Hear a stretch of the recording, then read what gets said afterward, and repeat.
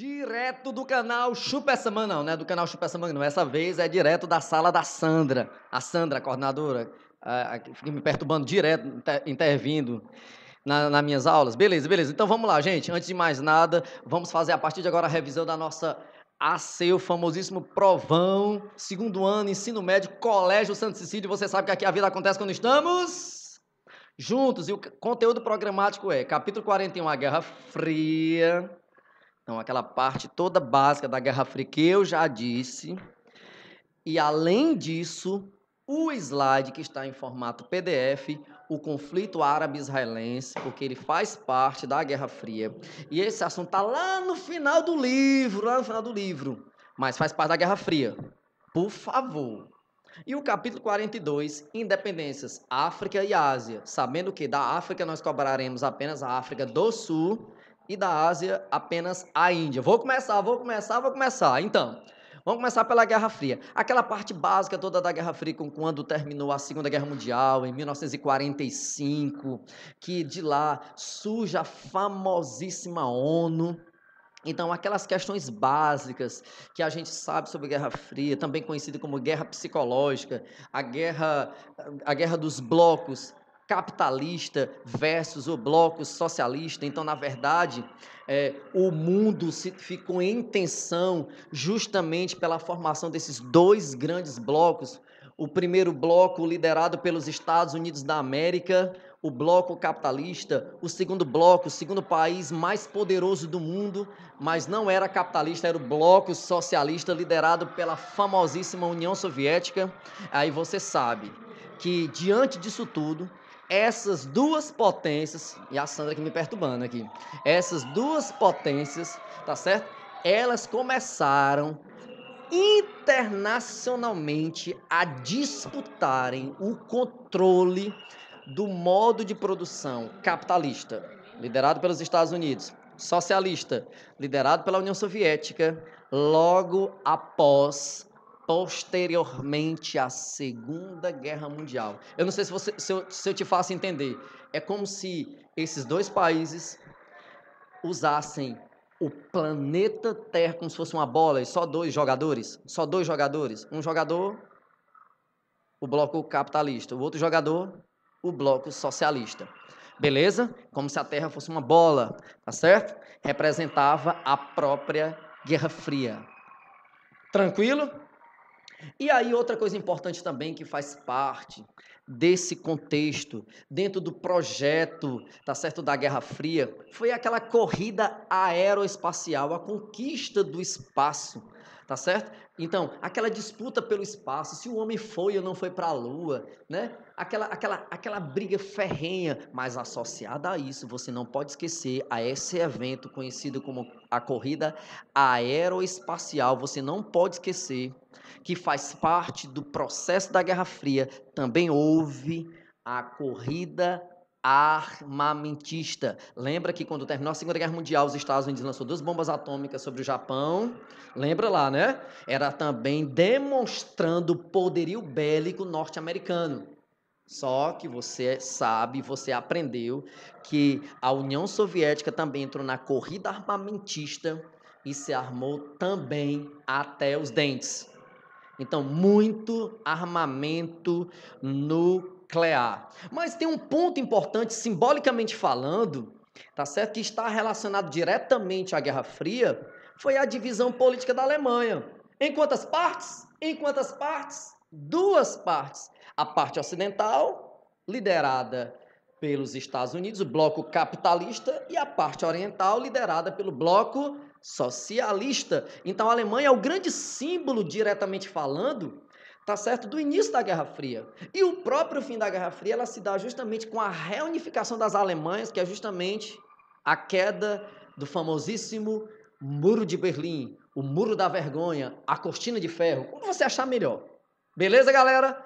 Então, continuando, e eu não posso esquecer que juntamente dentro desse processo da Guerra Fria, esse processo hegemônico do Império Americano, né, tanto no seu campo econômico, no seu campo militar, no seu campo político, então o dólar passa a ser a moeda universal. Então a moeda universal passa a ser o dólar em decorrência dessa hegemonia norte-americana. Porque ela passa a ser, gente, o grande credor do mundo ocidental, o grande banco do mundo ocidental.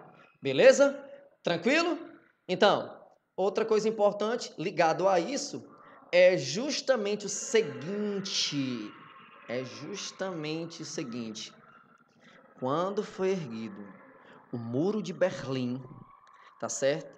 Do lado leste, que era o lado controlado pelos comunistas, fechando as fronteiras, tá certo? Era justamente a construção do Muro de Berlim em 1961, estava por trás desse cenário, a construção da cortina de ferro era impedir a passagem de alemães do lado para o lado ocidental capitalista, impedir o fluxo de pessoas para a Alemanha ocidental capitalista, porque como a possibilidade de enriquecimento era maior, a possibilidade de crescimento socialmente falando era maior, porque como era o bloco capitalista, então você aprendeu comigo em sociologia também, que tem a divisão das camadas sociais, então a ascensão social, e do lado soviético, o lado comunista, não havia essa possibilidade de ascensão social, então a galera começava a passar do lado oriental para o lado ocidental,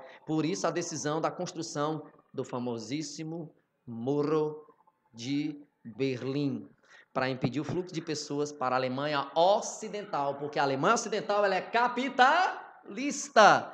Beleza! Mas eu não posso esquecer que dentro daquelas disputas entre os Estados Unidos e a União Soviética durante a Guerra Fria, tem o oferecimento de matéria-prima, de produtos, de capital, em forma de grana, crédito, dinheiro, doação, um verdadeiro programa de ajuda econômica e militar dos Estados Unidos aos países destruídos pela famosa Segunda Guerra Mundial, pela famosa guerra. Mas também havia uma proposta do bloco socialista que ela veio a partir da própria formação de uma aliança entre a União Soviética e alguns países da Europa Oriental. Presta bem atenção. São 4 organismos que foram criados. Um chama-se Plano Marshall, outro chama-se Comecon. Aí outro grupinho chama-se OTAN e o outro grupinho chama-se Comecon. Jean, dos dois, quais são os organismos econômicos? Plano Marshall e o Comecon. Organismos militares, OTAN e Pacto de Varsóvia. O Plano Marshall e a OTAN são liderados pelo bloco capitalista. O Pacto de Varsóvia e Comecon são liderados pelo bloco socialista soviético. Pegou? Então, quais são os organismos econômicos? Plano Marshall, liderado pelos Estados Unidos. Comecon, liderado pela União Soviética. Organismos militares. OTAN, liderado pelo bloco capitalista. Pacto de Varsóvia, liderado pela União Soviética. Presta bem atenção nisso e entende como é que a pergunta está sendo realizada. Chupa essa manga aí, viu? Beleza? Já tratando-se da África do Sul. Então, presta bem atenção. A África do Sul, o maior problema dentro da África do Sul está intimamente ligado a uma luta por igualdade, certo? E claro, a luta pela igualdade, você aprendeu que na África do Sul, uma minoria branca controlava e mandava sobre uma maioria negra. Aí você lembra que o grande líder era o famoso Nelson Mandela. Mas a intenção maior, não importava quem fosse a liderança, era conclamar a população negra de diferentes países a apoiar na luta pela igualdade e independência. Então, presta atenção. A exemplo da própria África do Sul, outras nações do continente africano lutam, populações negras de vários países lutam, passam a lutar por igualdade e por independência. Independência dos países europeus que controlavam as regiões africanas. E você sabe que esse mesmo caso acontece no continente asiático, que é o caso em especial do famoso Mahatma Gandhi, tá certo? E você sabe que quem controlava a Índia era justamente as autoridades britânicas, tá certo? Gandhi, né, o grande advogado, a grande alma, como assim chama-se Mahatma Gandhi, se utilizou de duas metodologias bem interessantes, que foi a desobediência civil e a não violência. E o bichinho nunca ganhou um prêmio Nobel da Paz. Então, mesmo ele preso, ele demonstrava, tá certo, um grande prestígio diante da população. É como se fosse assim, deixa eu tentar explicar para você, mesmo Gandhi preso, era como se a população indiana, e graças também ao hinduísmo, a religião hindu, é como se ele tivesse se duplicado, o próprio Gandhi. As pessoas incorporaram a filosofia do Gandhi. É como se, aquela expressão que se usa, vestiu a camisa, tá certo? Então, filosoficamente falando, naquela disciplina velada do Valdemir, então, filosoficamente falando, é como se tivesse incorporado, vestido as ideias do Gandhi. É como se a população indiana tivesse absorvido toda a filosofia do Gandhi, a não violência e a desobediência civil. Então, qual é a consequência disso tudo? A impossibilidade de se deter o movimento liderado por Gandhi. Por isso que a Inglaterra tem que tirar seus pezinhos de dentro da Índia. Tá bom? Já entrando no conflito árabe-israelense, tá certo?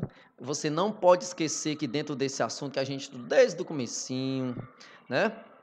As origens étnicos culturais que vai lá desde Abraão, dos seus dois filhos Ismael, os ismaelitas, o mundo árabe, que mais tarde se torna o mundo muçulmano a partir do Maomé, e depois o mundo judaico, o mundo cristão.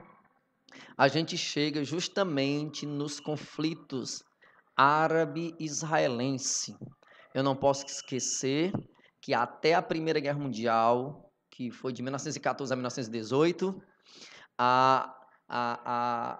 o Império Turco-Otomano, lá naquele slidezinho lá que eu separei lá, destacando todo mundo do Oriente Médio, que tem o Afeganistão, Arábia Saudita, Bahrein, o Catar, Emirados Árabes, Egito e Iêmen, Israel, Irã, Iraque, Kuwait, Líbano, Jordânia, Omã, Palestina e Síria.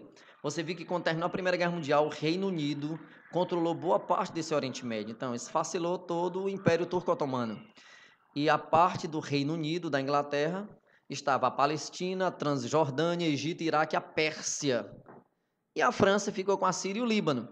E aí, como o Reino Unido estava, a Palestina era um protetorado britânico, aí você aprendeu que quando estava terminando a Primeira Guerra Mundial, em 1917, houve a famosa declaração do primeiro-ministro britânico Arthur Balfour, que ele declarou a necessidade da criação de um lar nacional para os judeus. E aí, quando terminou a Segunda Guerra, em 1945, é criada a Liga Árabe, liderada pelo presidente do Egito, Gamal Abdel Nasser. E aí, em 1947, a Assembleia das Nações Unidas, na Resolução 181, cria o Estado de Israel com 57% das terras para os judeus, que a sua população variava entre mais ou menos 600 mil habitantes, e 43% das terras para os árabes, que se auto-intitulam palestinos, e eles eram mais ou menos 1,3 milhão de pessoas. E aí, o povo palestino, o povo árabe, não aceitou os 43% e chegou a declarar: ou é tudo ou é nada. Aí, a ONU criou apenas o Estado de Israel e Jerusalém como corpus separado, cidade internacional sob controle da ONU. E aí o que é que acontece? Então, daqueles 57% que ficou para Israel, eu até mostrei para você na lousa que dos 57%, 60% era formado pelo deserto do Negev. E aí, diante da partilha, no dia 14 de maio de 1948, nasce o Estado de Israel. No outro dia, 15 de maio, estoura o primeiro dos 4 macro conflitos. Chama-se Guerra de Independência. Líbano, mais a Síria, mais o líder da Liga Árabe, que é o Egito, através do Gamal Abdel Nasser, o Iraque e a Transjordânia lutam contra Israel. Isso resultou nessa guerra a vitória dos israelenses, 2/3 de refugiados palestinos e mais ou menos 700 a 900 mil judeus expulsos de países árabes, tá certo? De países árabes. E aí, a gente encontra em 1956 o segundo macro conflito, a Guerra do Canal do Suez, ou a Guerra do Suez. E aí o Egito, na mesma liderança do Nasser, toma o Canal do Suez com apoio militar da União Soviética, e a Israel recebe o apoio do Reino Unido e da França para retomar o canal. E aí, no dia 29 de outubro de 1956, Israel invade o Sinai, retoma o Canal do Suez. Fim da Guerra do Canal do Suez. O que é que eu não posso esquecer? Anos mais tarde, em 64, é criado a OLP, a Organização para a Libertação da Palestina, e quem criou foi o Shukairi, e aí tem um grande líder chamado Yasser Arafat, que pregava o terrorismo a partir do Fatah, o Al-Fatah, e aí o Al-Fatah, ele é uma facção da OLP, e o Fatah pregava 2 pontos importantes: o não reconhecimento do Estado de Israel e a eliminação do povo judeu, Beleza? E aí tem uma coisa interessante dentro dessas discussões, tá certo? Hoje, atualmente, o primeiro-ministro israelense chama-se Benjamin Netanyahu, ou Netanyahu, como você achar melhor. Então, os palestinos, eles tentam, através de todas as vias diplomáticas, conseguir com que a ONU reconheça o Estado palestino como de direito. Mas não foi reconhecido justamente por conta de que, quando houve a partilha em 1947, os palestinos não aceitaram os 43%, quando declararam que era tudo ou era nada. Isso acabou gerando 4 grandes guerras. Atualmente, essa discussão ela permanece, porque eles esperam o reconhecimento do Estado da Palestina, que até hoje não foi reconhecido. Tá bom? Não esquece. Tudo porque a ONU, em 1947, aprovou a divisão da Palestina, né? E claro, quem administrou tudo isso foram os britânicos, né? E deu 57% para o povo judeu, 43% para o povo árabe. E aí o povo árabe, você já sabe que é o palestino, não aceitou os 43%, mas possibilitou a criação do Estado de Israel em 1948. E esse ano completou 70 anos, não esquece. Completou 70 anos do Estado de Israel. Em 2018, completam-se 70 anos, 5 meses. E hoje, essa gravação, 16 de outubro de 2018, 70 anos, 5 meses e 2 dias do nascimento do Estado de Israel. Não é assim? Então, na atualidade, a região ainda apresenta uma área de grande conflito. Então, o conflito é permanente. E uma solução para as questões políticas e sociais entre Israel e Árabe ainda parece muito distante. Aquilo que eu disse no finalzinho da aula. A costura pela paz é um grande problema. Aí tem uma coisa aqui muito recente que eu disse no segundo ano A, diante das estadunidenses da nossa sala, através do presidente Donald Trump, os Estados Unidos da América mantêm uma política externa, claro, de apoio a Israel. E você sabe que recentemente o presidente Trump anunciou que mudará a embaixada dos Estados Unidos de Tel Aviv, que é a capital que foi reconhecida pela ONU, porque Jerusalém é a capital internacional sob controle da ONU. Entendido? Então, aí o Trump, já sei, o Trump reconheceu que Jerusalém era a capital de Israel, e além de reconhecer Jerusalém como a capital de Israel, Trump também resolveu e anunciou que mudaria a embaixada de Tel Aviv para Jerusalém, reforçando ainda mais a ideia de que Jerusalém é dos judeus. Beleza? Tranquilo? Tem um outro ponto que eu quero destacar aqui para eu finalizar essa revisão. Top manga, bem docinha. Salve filé. É o seguinte, todos esses conflitos dentro do Oriente Médio, tá certo? Todos esses conflitos no Oriente Médio, tá certo? Tem um ponto importante que eu queria destacar para você, que é o sionismo. Tá lá naquele meu slidezinho lá. Deixa eu até dizer qual é o slide que tá. Deixa eu ver aqui.